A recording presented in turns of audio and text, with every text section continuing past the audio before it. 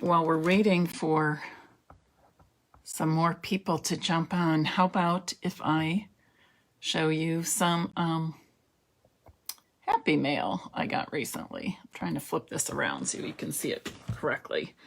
But let's see. This one is from Katie Whitmire I think she's in Washington State. No, she's in Oregon. Katie Whitmire. Isn't that pretty? And then here is one from Gigi Perito. She too is a Stampin' Up! Demonstrator, and we're actually using this Delicate Dahlia stamp today. And this is from my dear friend and upline, Susie Brunk. Just a really simple card to make with that beautifully, Artfully Beautiful Designer Series paper. I can't remember exactly the name. And then Kathy Sheely, who lives here in Westerville, made this for me.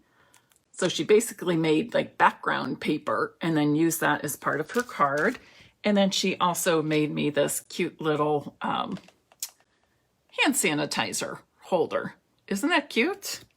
So yeah, if you are feeling like you want to send some happy mail, send some my way, and I'll try to show it here on Stampin' Piece with Mary Knabe, show it off for you a little bit. I like getting happy mail just as much as you do. Okay, I have a fun demonstration today. Oh, I just have to say, right before I got on, I was embellishing some gingerbread and peppermint cards, and I was making bows with this real red sheer ribbon. We also have sheer ribbon in the in colors. Does anybody have any of the sheer ribbon? It is fabulous. If you like using ribbons and bows on your cards and paper crafts, I love it because it's so easy to work with and it doesn't create a lot of bulk for when you're mailing cards. So I was working on that. So right now I'm going to flip my camera around so we can get started on today's Facebook Live. While I'm doing that, if you would be so kind as to share this video, I would appreciate it. Thank you. Welcome everybody to Stampin' Piece with Mary Knabe. I'm so happy you're here. Today I'm going to demonstrate the masking technique using the Delicate Dahlias Stamp Set. This is one of those that you can get free with a qualifying order during celebration. I believe it's one you need a $100 order to get this free, but it is fabulous. I absolutely love it. So I thought this would be a perfect one for demonstrating the masking technique. When you're doing the masking technique, you do need some Post-it notes as large as or larger than the stamp you are using to do the masking. And I'm going to use this large dahlia, and I'm going to stamp the outline right here in this. I'm using soft suede. You can use whatever color you like. And once you've stamped that, your next step then, oh, if I can close this, your next step then is to fussy cut this. Now I'm going to do this quickly. I was going to do it beforehand, the fussy cutting part, but wanted to do it with you watching, because sometimes people say to me, oh, but you're so good at it, Mary, and it takes me so long. And what it really doesn't take long. Yes, you need to be a little patient with yourself, but it should not take long. And if you're slightly off, I don't think you need to worry about it. It's going to blend in. when we have our little bouquet of flowers. And the purpose of masking is basically so that you can have images that overlap and look realistic without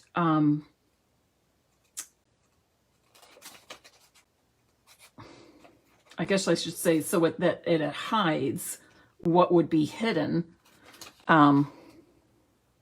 because it would be overlapped in real life. So flowers are a perfect time to practice the masking technique. And sometimes we do it with scenery as well. For example, you could stamp a deer behind a tree. So you would stamp the tree first, and then you would mask the tree trunk, and then you would stamp the deer so that when you're finished, it would appear that the deer is standing behind the tree trunk. So masking is a way to create some realism and some depth in your cards and your paper crafts. And once you try it a little bit, I think you'll find that it really is fun, and it's a very effective technique as well. Has anybody gotten the Delicate Dahlias Stamp Set for free with your celebration orders? This is actually the first I'm using mine, which I can't believe it. So I was glad to get it out today for this technique. I know on Fridays I typically do fun folds, but this has been in the back of my mind that I wanted to use this stamp set and the masking technique. So decided that's what I'm going for today.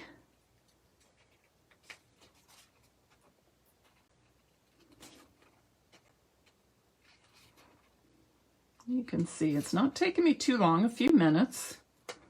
Don't stress over it. There's no need for that.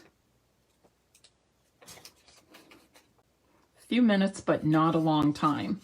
And you can use the same mask over and over also.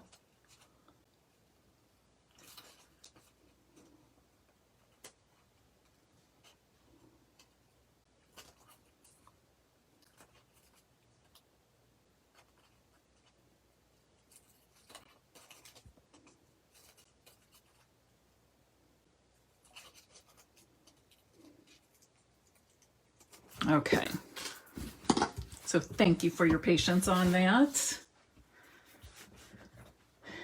All right, so then what I'm going to do is stamp, and I should have marked this first, and I didn't. Let me check here. You know what, I'm going to stamp it again, and then it'll be easier, because I want to mark this, and you'll see in a minute why. It's not so important to mark it, but okay.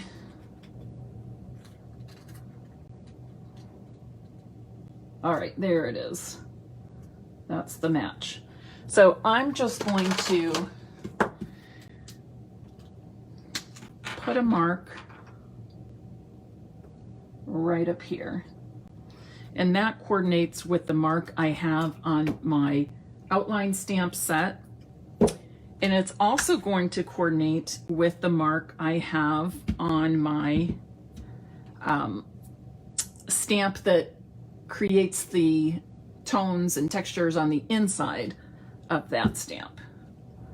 And if you just, this is my trick, to line these up on the block so they go the same direction. If you have a mark, coordinating mark on both of those, it helps a lot. And then you can have them on the block the same way. I want to make sure I didn't get any ink on my surface that I'm going to get on my fingers or arms that can transfer.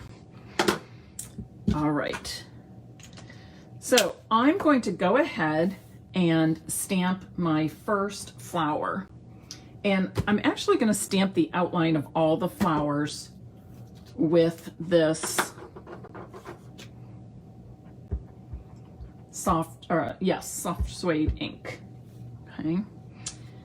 And I'm using, because I'm using photopolymer stamp set, I'm using my Stampin' Pierce mat, and I've got a piece of different color cardstock behind it just so you can see the white better, but any kind of scrap paper will work for you. And I have that scrap paper there because I'm going to be doing some stamping off, and I don't want to get that ink all over my crafting surface. Now, before I stamp the next one, I want to match up as best I can this little template I cut out, this mask. And that's where we get the term masking technique. Looks like I cut off one little leaf there, but that's going to be all right.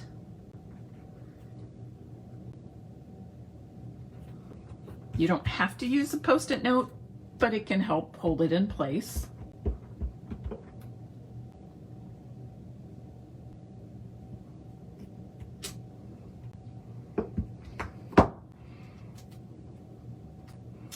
And then I'm going to do it again, mask that second one.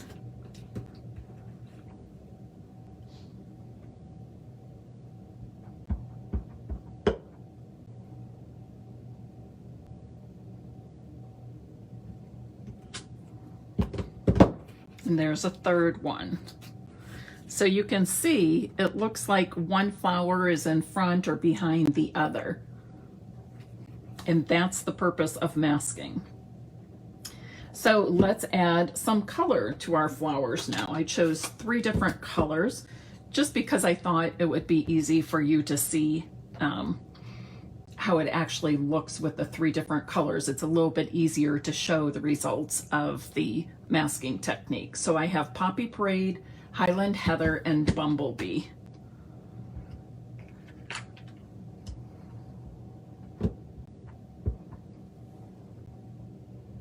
And I know that it's going to be easy to match this up because I already matched my stamp sets ahead of time. My 2 stamps, not sets, my 2 stamps.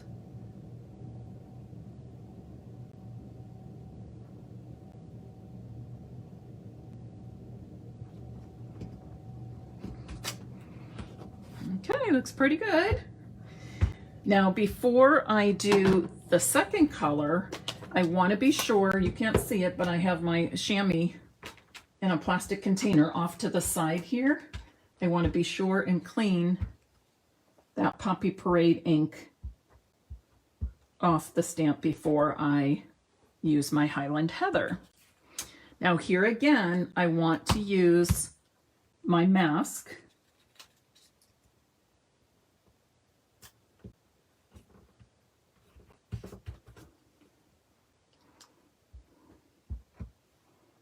I'm matching it up easily. I hope you're not seeing the top of my head.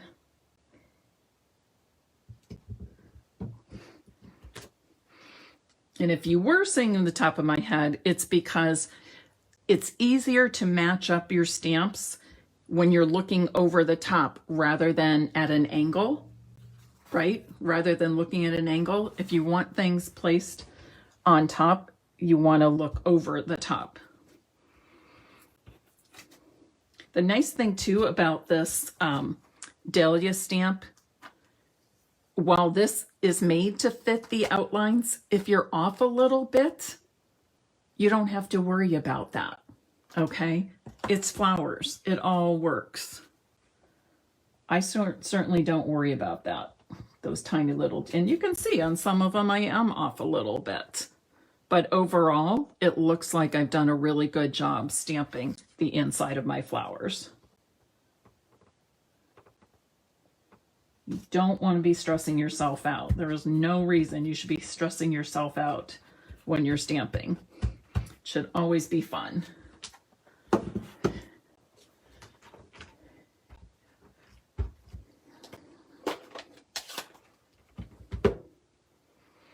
And you can see I moved my mask once again, and now I'm going to stamp with, what is this, Bumblebee. And again, I'm trying to look over the top without you seeing all my gray hair.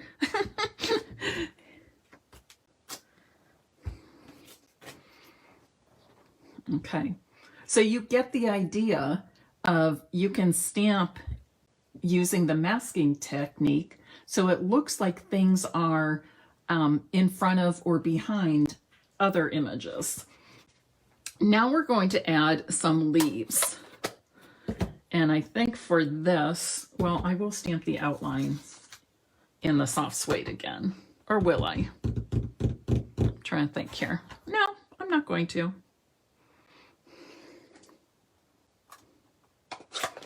I'm going to use Mossy Meadow and Old Olive. So I'm going to stamp the outline of the leaves in Mossy Meadow. And I'll stamp the inside with Old Olive.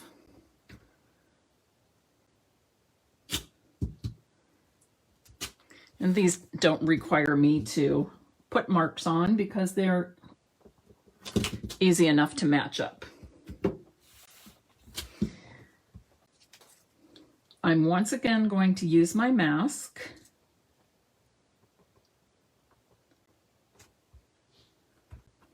And see, if you didn't want to do this technique because that little bit of fussy cutting, you can see how you're using, oh good, I'm glad you don't see my head. You'd be counting my gray hairs instead of watching me stamp. But you can use the same template over and over and over, okay? And watch what this does to the leaves. If I'm not using the mask, you can see my leaves. Here, let me just show you on the back.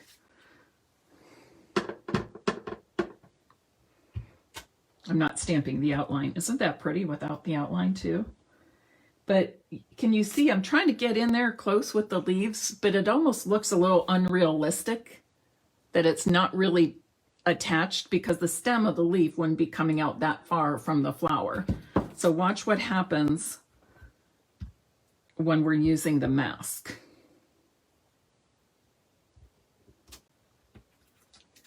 See that? I'm going to go ahead and stamp the inside of this one too while it's in place.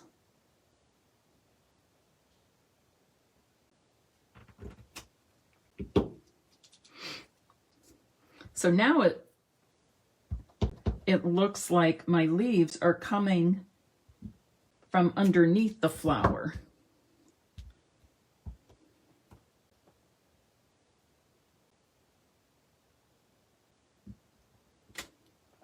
Whoops, I was kind of off on that stamping, wasn't I?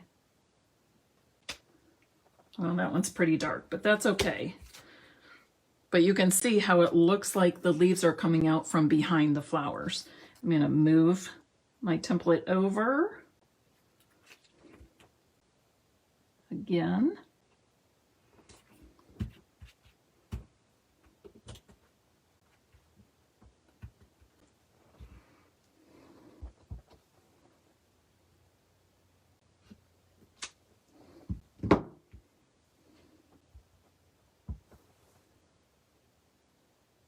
See if I do a better job stamping the inside. Well, that's better. Okay. I like that.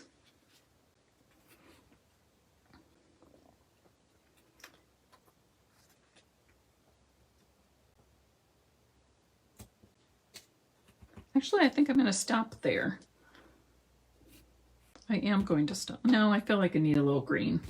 It's a little unbalanced. I feel like I need a little something up here, but it could be that I could put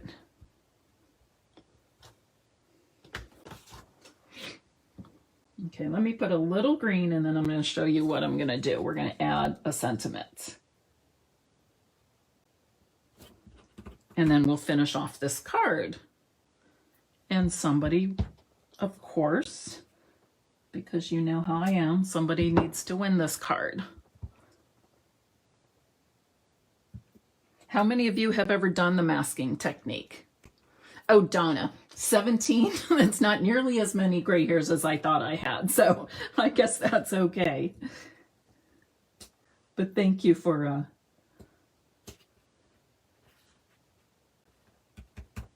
letting me be silly there for a little bit. I'm going to add some more leaves right down here as well.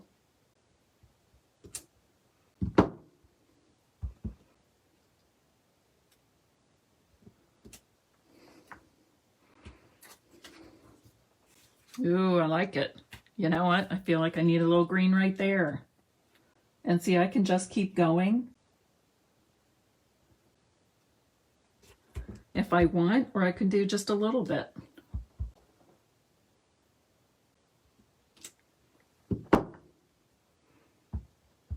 Heidi says she loves doing masking.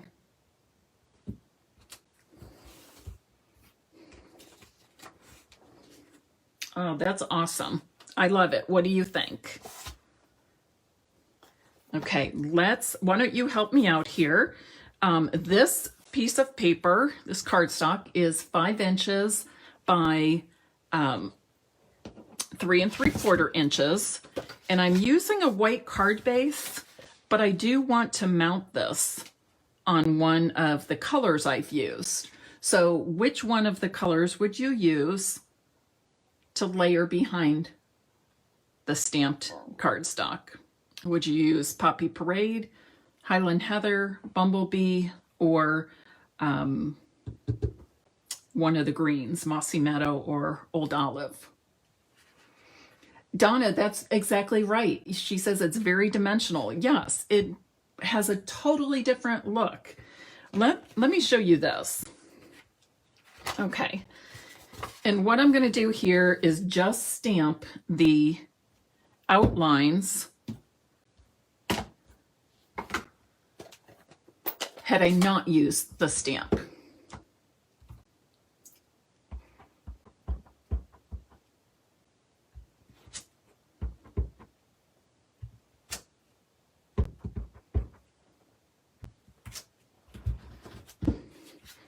Now look at the difference. This is a lot neater, a lot cleaner looking. It's more realistic looking. It has more depth to it. Whereas this is just kind of messy. It looks like we stamped right on top of the other without any consideration of what the end product would look like. All right, I think the first color I saw pop up there, Lisa Sharkey says she so agrees. Thank you. I think it was Mossy Meadow I saw pop up. So I will cut some Mossy Meadow. Let me move some of these ink pads. That could be disastrous. And I'm just going to cut a small border. So this is, let me pull the right color here. This is 5 by 3 3/4, so I'm going to cut this 5 1/8 by, that's 3 1/4, so 3 7/8. So this is 5 1/8 by 3 7/8. Who was that? I think Sharon Ware. Thank you for that. Oh, espresso or black for a layer. Okay, I didn't even think of going something totally different, a color that I hadn't used in there. I especially like the idea of early espresso. Maybe I'll try that on another card. These 3 colors worked out really well together. And look at how that just, what would you say, pops against the white.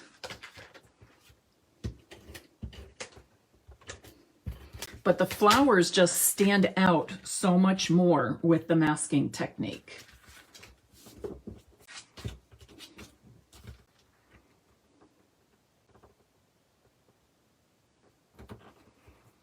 And I think we should add a sentiment. In here we have, thank you kindly, oh so happy for you, you inspire me, and sending heartfelt sympathy. I think this card works great with any of those. What would be your choice? You know what? I'm choosing. I'm not letting you choose. How's that? I'm going to go with oh so happy for you, because somebody's going to win this card and I'll be oh so happy for you, the winner. And I think I will stamp this. I'm going to stamp this in the Poppy Parade. Of course, any color you do would work. And I think I will use my, let's see if I'm not sure if it fits in that small oval. Oh, it does. Good, good, good.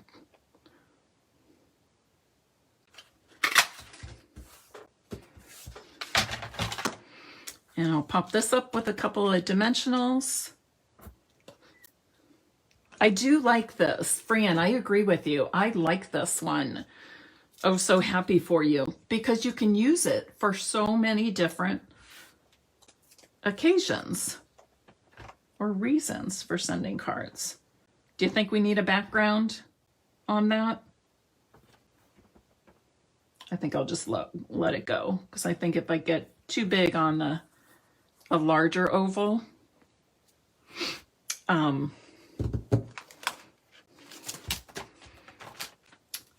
I think it's going to take up more space than I really want it to. And I have an idea in my head here. Let's see if I can find, I'm looking for, maybe it's in my other one. I'm looking for the little metallic dots. Oh, I was hoping I had some gold ones. It looks like just silver.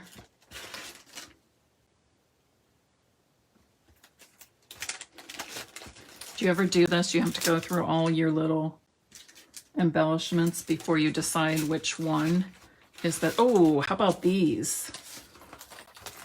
How about a couple of those metallics? Does that coppery color work? Oh, Heidi, yes. Roll it in Mossy Meadow would work, except that I already adhered it. You know what? I'm going to go with some of these. I don't even know what these are called. It's on the tip of my tongue and I can't think of it. But I'm going to go with the green ones.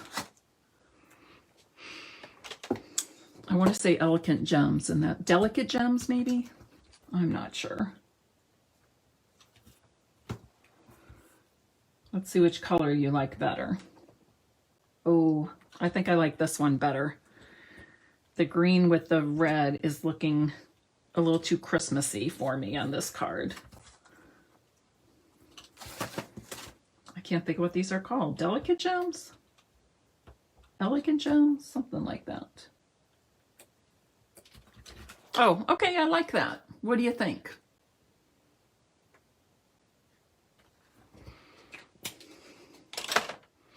Alrighty. Who would like to win this card? Anybody? Look, and I even cut off the name of it when I put them in my bag here.